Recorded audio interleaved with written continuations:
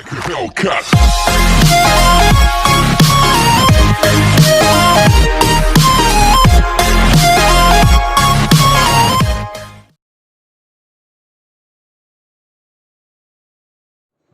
Good morning students, welcome back to your own YouTube channel Exploring Education. How are you? I hope you are doing great. So now we are going to start the new chapter of 11th class microeconomics named as producer equilibrium. यानी हमने पिछले video 2-4 video जो किए हैं उनमें हमने producer को focus zone में रखा है, सेंटर पॉइंट पे रखा है, ठीक है। तो अब यहाँ पे हम कंसीडर करें जैसे हमने लास्ट जो टॉपिक चैप्टर किए थे जिसमें टोटल कॉस्ट की बात हमने की थी, टोटल रेवेन्यू की हमने बात की थी, या कॉन्सेप्ट ऑफ कॉस्ट और कॉन्सेप्ट ऑफ रेवेन्यू हमने कंसीडर किया था। अब उन्हीं को फर्दर एनालाइज करते हुए फाइंड आउट करेंगे कि प्रोड्यूसर इक्विलिब्रियम का मतलब क्या था। हमने पहले पढ़ा था कंज्यूमर इक्विलिब्रियम और वहाँ पे मैंने डिफाइन किया था it is a situation where a consumer secures maximum satisfaction with minimum budget, ठीक है। यानी एक कंज्यूमर के रिगार्डिंग अगर बात करूँ तो वो संतुलन में तब होता है जब उसको सेटिस्फैक्शन क्या होता है, मैक्सिमम मिलता है किसके साथ, मिनिमम बजट के साथ। और इसको हमने यूटिलिटी या फिर इंडिफरेंस करो के बेसिस पे एनालाइज कर लिया था। Now talking about the producer equilibrium. अब इसका मतलब क्या हुआ, प्रोड्यूसर इक्विलिब्रियम होगा, ठीक है। अब प्रोड्यूसर इक्विलिब्रियम की अगर बात करूँ तो एक सिंपल सी बात है कि यहाँ पे एक चीज मुझे ध्यान रखनी है कि इसके रिगार्डिंग जब भी हम इक्विलिब्रियम की बात करेंगे तो सीधी सी बात है, ऐसी सिचुएशन जहाँ पे इसका प्रॉफिट मैक्सिमाइज होता है, मैक्सिमाइजेशन की जो सिचुएशन होगी वहाँ पे कंज्यूमर क्या होगा, इक्विलिब्रियम, ठीक है। यानी एक सिंपल सी बात है, अगर मैं समझने की कोशिश करूं when we are talking about the कि वेयर ए कंज्यूमर या sorry where a producer price is equilibrium या when a producer said to be in equilibrium, in that case it is a situation where a consumer secures maximum profit. That means if a consumer is getting maximum profit at a particular point of time, the particular point of level of output या quantity sold out, उस case में वो क्या होगा, equilibrium में होगा जहाँ पे उसका प्रॉफिट क्या होगा, मैक्सिमम होगा, ठीक है। अब प्रॉफिट मैक्सिमाइजेशन का मतलब क्या हुआ, अगर मैं बात करूं तो टीआर और टीसी का डिफरेंस ये किसको इंडिकेट करता है, प्रॉफिट को, but subject to when TR is greater than TC, ठीक है। तो टीआर और टीसी का डिफरेंस जहां पे मैक्सिमम होगा subject to TR greater than TC, तो उस केस में भी प्रोड्यूसर किस में होगा, इक्विलिब्रियम में होगा, क्योंकि इन दोनों का जितना ज्यादा डिफरेंस होगा उतना ही क्या होगा, प्रॉफिट होगा। और जहां कंज्यूमर का प्रॉफिट मैक्सिमम होता है वहां पे कंज्यूमर क्या होगा, इक्विलिब्रियम में होगा, profit that means TR greater than TC, ठीक है। तो ये थोड़ा सा बेसिक आइडेंटिफिकेशन था या डेफिनेशन था जब हम बात करते हैं प्रोड्यूसर इक्विलिब्रियम की। मैक्सिमम प्रॉफिट जहां पे होगा वहां पे उपभोक्ता क्या होता है, संतुलन में, ठीक है। अब कुछ बेसिक टर्मिनोलॉजी है इस चैप्टर के रिगार्डिंग जिनको मुझे आगे के पॉइंट ऑफ व्यू से समझना है, जहां आगे वो मेरे लिए वाइटल हो जाएगी। सबसे पहले बात करें प्रॉफिट को मैं डिफाइन कर चुका हूं, वही है टीआर ग्रेटर देन टीसी। या टीआर और टीसी का जो डिफरेंस है वो जहां पे मैक्सिमम होगा वहां पे उत्पादक करता या जो मैन्युफैक्चरर है, प्रोड्यूसर, वो क्या होगा, इक्विलिब्रियम में होगा, संतुलन में होगा। अब बात करते हैं ग्रॉस प्रॉफिट का मतलब क्या है। अब ग्रॉस प्रॉफिट का मतलब सिंपल सी बात है कि डिफरेंस ऑफ टीआर और TVC subject to TR greater than TVC, ठीक है। यानी टोटल रेवेन्यू में से अगर मैं टोटल वेरिएबल कॉस्ट को माइनस कर दूं तो मुझे क्या मिल जाएगा, ग्रॉस प्रॉफिट यानी सकल लाभ, ठीक है। तो ग्रॉस प्रॉफिट कैलकुलेट करने का मतलब यहाँ पे TR minus total variable cost, ठीक है। नेट प्रॉफिट की बात करूं तो यहाँ पे टीआर माइनस टीसीएफ, यानी जो प्रॉफिट मैंने यहाँ पे यूज किया वो भी कौन सा हो गया, एक तरीके से नेट प्रॉफिट। अब दोनों में डिफरेंस क्या है, देखो ग्रॉस प्रॉफिट में मैंने केवल कंसीडर किया था कि इनको वेरिएबल कॉस्ट को यानी फिक्स्ड कॉस्ट को मैंने कंसीडर नहीं किया। मैं we are making a calculation of gross profit in respect to the level of output sold. तो यहाँ पे केवल वेरिएबल कॉस्ट को माइनस किया मैंने टोटल रेवेन्यू में से, that is equal to gross profit. लेकिन जब मैं नेट प्रॉफिट की बात करूंगा इन दैट केस मुझे यहाँ कंसीडर करना है किसको, टोटल कॉस्ट, ठीक है। तो यहाँ टीआर माइनस टीसी ये क्या होगा, नेट प्रॉफिट, ठीक है। अब टीआर टोटल कॉस्ट का मतलब टोटल वेरिएबल कॉस्ट और टोटल फिक्स्ड कॉस्ट को मिला के क्या बनती है, टोटल कॉस्ट, यानी cost of concept of revenue sorry concept of cost में कंसीडर किया था। अब अगला वर्ड आता है एक्स्ट्रा नॉर्मल प्रॉफिट या कहूं normal profit. Extra normal profit कब होगा, जब टीआर ग्रेटर देन टीसी है। और उसको अगर फर्दर क्लासिफाई करूं तो ये क्या देता है, टीआर ग्रेटर देन टीसी, ठीक है। तो एक्स्ट्रा नॉर्मल प्रॉफिट का मतलब कौन सी कंडीशन होगा, एक्स्ट्रा नॉर्मल प्रॉफिट जहां पे आपका total revenue greater than total cost होगा, या फिर average revenue greater than average cost होगा। वो आपके लिए कंडीशन कैसी होगी, एक्स्ट्रा नॉर्मल प्रॉफिट, ठीक है। उसके बाद बात करें नॉर्मल प्रॉफिट, तो नॉर्मल प्रॉफिट का मतलब TR is equal to total cost, total revenue is equal to total cost, और दूसरी condition average revenue is equal to average cost. ये कंडीशन किसकी है, नॉर्मल प्रॉफिट की। और अगर बात करें सब नॉर्मल प्रॉफिट या फिर मैं कहूं इसको लॉस, ठीक है। तो ये कंडीशन कहां है, जब टीआर लेस देन टीसी होगा, या फिर मैं कहूं टीआर लेस देन AC होगा, या फिर कहूँ AC ग्रेटर देन AR होगा, या total cost greater than PR होगा। तो वो कंडीशन किसकी होगी? सब नॉर्मल प्रॉफिट या लॉस की। तो एक बार ये काफी वाइटल है, इनको मुझे ध्यान रखना है। लेकिन अब एक क्वेश्चन ये उठता है कि sir what about when you are talking about the normal profit in a situation where TR is equal to TC और AR is equal to AC। यानी सिंपल सी बात है ना, जहां पे TR इक्वल है TC के, तो वहां पे नॉर्मल प्रॉफिट है क्या? और फिर ये कहूं कि नॉर्मल प्रॉफिट कहां पे है? प्रॉफिट तो कुछ अर्न ही नहीं किया, कॉस्ट ही रिकवर किया आपने। तो यहाँ मुझे ध्यान रखना है कि प्रोड्यूसर इक्विलिब्रियम के रिगार्डिंग जब मैं बात करता हूँ प्रोड्यूसर इक्विलिब्रियम की, या फिर मैं कहूँ नॉर्मल प्रॉफिट, क्योंकि इकोनॉमिक्स में हमने कंसीडर किया था कि जब भी हम बात करेंगे नॉर्मल प्रॉफिट की, तो हम ये ध्यान रखेंगे कि normal profit is a part of total cost. क्या कहा कि normal profit is a part of total cost in respect to economics. यानी जिस सिचुएशन में आपने अपनी टोटल कॉस्ट अर्न कर ली, आप ये मान के चलेंगे कि आपने नॉर्मल प्रॉफिट भी क्या कर लिया? अर्न कर लिया इकोनॉमिक्स में। यानी जहां आपका टोटल कॉस्ट आपने कवर कर लिया, यानी मैं कहूंगा कि दूसरी सिचुएशन मेरे पास है कि मुझे कुछ भी जब आउट ऑफ पॉकेट नहीं देना पड़ता, कुछ भी जेब से नहीं लगाना पड़ता, तो वो सिचुएशन होती है मेरे लिए नॉर्मल प्रॉफिट की। अगर मैं बात करूं इकोनॉमिक्स में, अकाउंट्स में प्रॉफिट अलग चीज होती है, वहां पे दोनों का डिफरेंस होना चाहिए। मतलब अकाउंट्स में मैं इस प्रॉफिट को कंसीडर करता हूं, नेट प्रॉफिट को कंसीडर करता हूं, ठीक है। लेकिन इकोनॉमिक्स में प्रॉफिट का मतलब क्या है कि whenever you cover the total cost, that means you are also covering, you are also earning normal profit. ये मुझे ध्यान रखना है प्रोड्यूसर इक्विलिब्रियम के रिगार्डिंग। क्लियर है चीज? तो these are the basic elements of producer equilibrium. तो हम प्रैक्टिकल एस्पेक्ट समझते हैं किसका? प्रोड्यूसर इक्विलिब्रियम का, जिसमें मेरे पास दो अप्रोचेस हैं मेनली हम कंसीडर करें अगर डिटेल सिलेबस ऑफ इकोनॉमिक्स। तो यहाँ पे दो अप्रोच में सबसे पहले मेरे पास TR एंड TC अप्रोच है, और दूसरा मेरे पास MR एंड MC अप्रोच है, ठीक है। अब क्वेश्चन उठता है सर MR को तो कंसीडर किया ही नहीं हमने, पिछले चैप्टर में कंसीडर किया था, इस चैप्टर में अभी तक डिस्कशन किया ही नहीं। तो मुझे ध्यान रखना है कि यहाँ पे MR को मैं AR के तौर पे कंसीडर कर सकता हूँ। क्लियर है चीज? अब क्योंकि मैंने कहा था कि मतलब अगर जो डिफरेंट फॉर्म्स ऑफ मार्केट देखे थे जहाँ पे प्राइस कांस्टेंट है, और प्राइस कांस्टेंट का मतलब मैंने कहा था कि अगर किसी फॉर्म ऑफ मार्केट में, स्पेशली परफेक्ट कंपटीशन मार्केट में, अगर प्राइस कांस्टेंट है तो वो किसके बराबर होगा? AR के, और किसके बराबर होगा? MR की। ये कंडीशन मैंने पिछले वीडियो में कंसीडर की थी, डिस्कशन किसके बारे में किया था, ठीक है।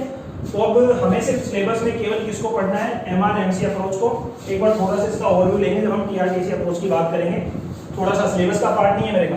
तो MR MC अप्रोच के लिए कंडीशन क्या है? अगर मैं बात करूं प्रोड्यूसर इक्विलिब्रियम की, तो दो चीजें हैं कि पहला तो मुझे वो पॉइंट ढूंढना है जहां पे MR बराबर हो किसके? MC के, ठीक है। तो पहली कंडीशन क्या होगी कि प्रोड्यूसर इक्विलिब्रियम होगा where at a point where MR is equal to MC। और दूसरा ये था कि मैं कहूं कि MC curve cuts MR curve from below. दूसरी कंडीशन क्या है कि MR कर्व क्या है, जो MC कर्व MR कर्व को क्या करे? नीचे से काटे, कट्स फ्रॉम बिलो, ठीक है। या इसको टेक्निकल में अगर मैं कहने की कोशिश करूं कि MC स्टार्ट्स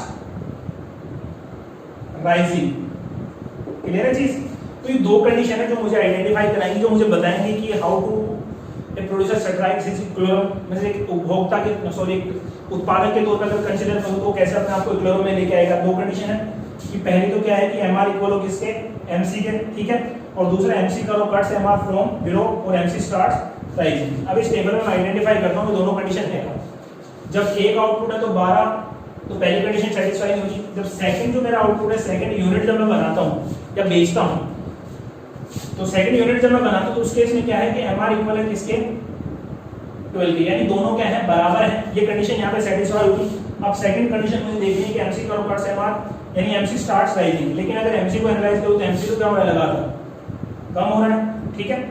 यानी इस स्टेज पर अगर मैं बात करूं कि यूनिट नंबर 6 तक तो MC क्या हो रहा है? मेरा लगातार कम हो रहा है। अब इस केस में एक मैन्युफैक्चरर के तौर पर अगर मैं कंसीडर करूं कि आपकी पर यूनिट कॉस्ट अगर आपको सस्ती हो रही है, मैं कहूं लगातार कम हो रही है, तो इन दैट केस ठीक है, मैन्युफैक्चरर प्रोडक्शन कंटिन्यू रखोगे, सिंपल सी बात है।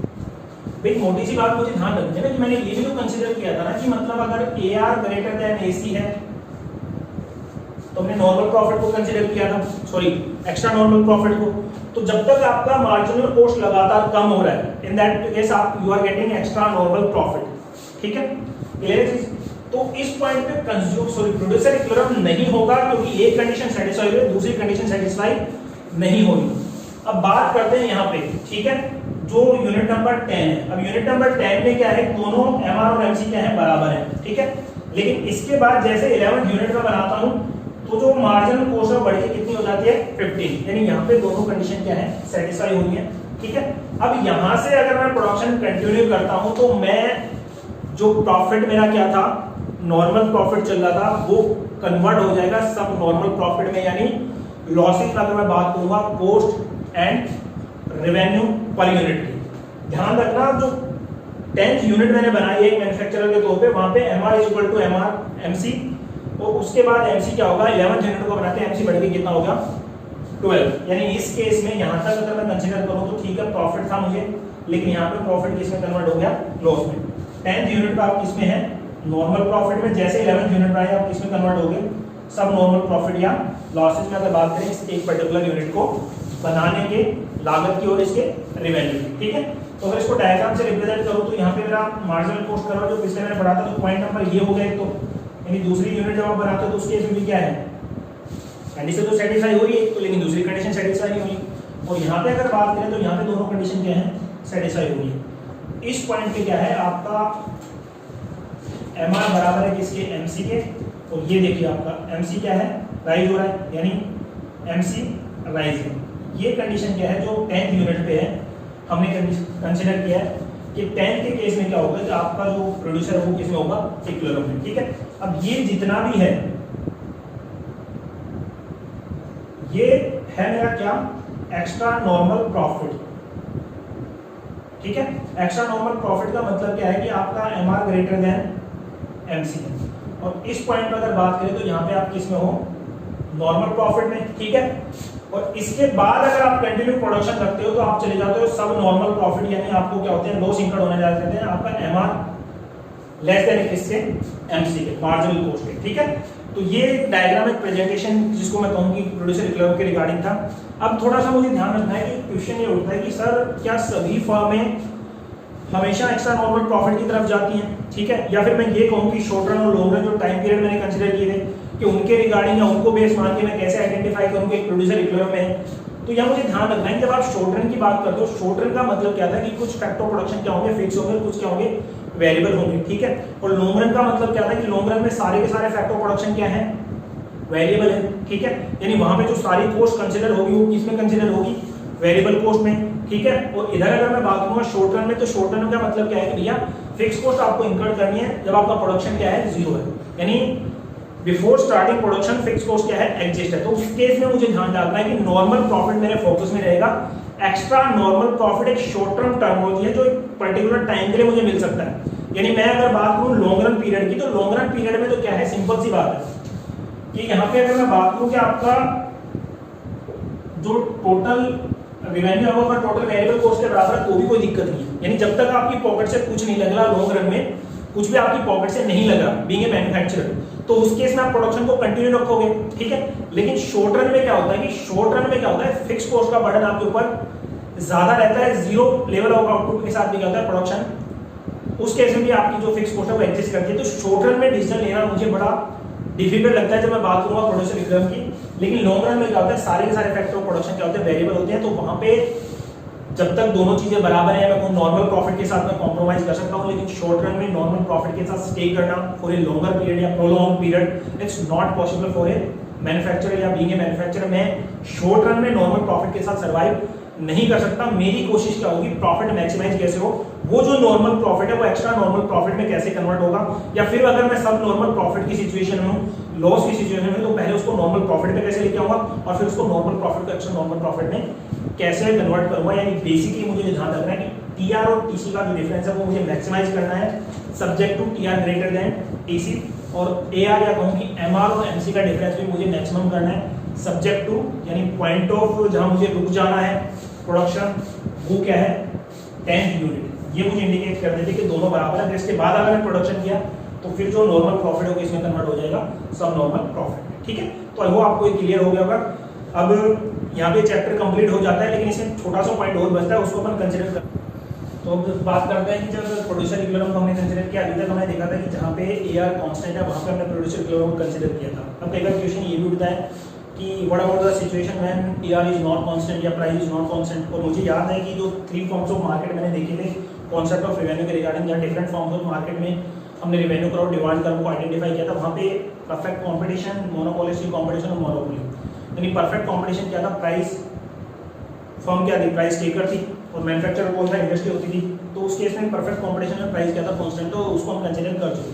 अब हम बात करते हैं कि मेनली जहाँ आपका AR कांस्टेंट नहीं है तो वो किस में होगा, मोनोपोली या मोनोपोलिस्टिक कॉम्पिटिशन। अब इस केस में अगर बात करूँ प्रोड्यूसर इक्विलिब्रियम, वही बात है। यहाँ पे किसकी बात करें, ये मेरा क्या है, AR है, ये MR है। तो इस पॉइंट पे क्या है, ठीक है, कि दोनों बराबर तो है, लेकिन अब यहाँ पे अगर बात करूँ तो क्या है आपका MC लेस देन क्या है, इस पॉइंट जो अंदर ही क्या है, MC लेस देन MR, यानी पर यूनिट जो कॉस्ट आपकी लगातार कम होती है तो प्रोडक्शन कंटिन्यू रखोगे।